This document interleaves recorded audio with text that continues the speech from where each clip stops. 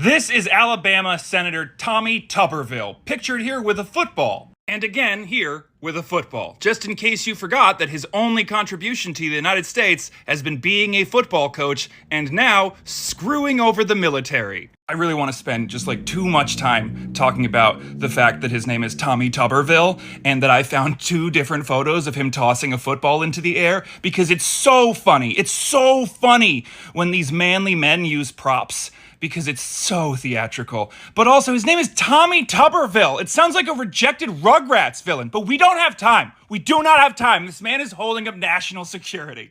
Much in the way he's throwing no, we don't have time. So this guy has been denying the promotions of people in the military. He is a first-term senator for Alabama. He has been single-handedly holding up over 265 promotions of the highest brass in the armed services, to the point now where 3 different branches do not have their top guy. For the first time in American history, we do not have a Senate-confirmed leader in the Army, the Marines, and the Navy.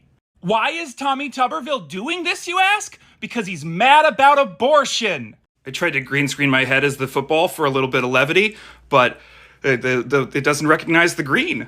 Coach TT, he's just really angry that the military is paying people travel expenses when they have to go to a different state to get the medical procedure they need in order to keep military readiness, ready. See, the military understands that it's a medical procedure. It's a medical procedure that in order for their troops to be at their best, need access to. And because of the absurd political posturing of multiple states around the union, it has become difficult for military bases, which are often put in the worst places imaginable, to get that reproductive health care for the people under their command. So, they need to get it, and they're gonna go get it. So what do? They pay them travel expenses. And that makes Tommy so mad.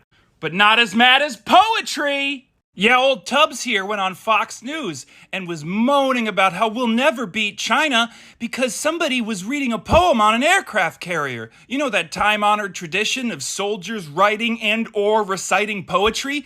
So time-honored, in fact, that it became our fucking national anthem? I found another one. Do you know how many poems I was introduced to because of the military? Do you know what the required reading is for the officers in the military? They like well-rounded people. That's why they send officers off to liberal arts colleges. But it wasn't enough to just go on Fox News and complain about the poetry. He had to interrupt a Senate Armed Services, I forgot the word committee, a committee hearing to grill the Chief of Naval Operations about a non-binary sailor saying that her favorite moment in the military was reading a poem over the loudspeaker. Again, that thing that's a tradition in both the Navy and armed services. And if you watch the video, the Chief of the Navy has a beautiful teardown of this man and his silly question, and supported the sailor under his command because of course he did. But why are we wasting time with this? And maybe that's it. Maybe Tuberville, maybe old Tubbs really just hates wokeness, to his core, and it's making him a bunch of money to loudly yell about it. Maybe that's really where this ends.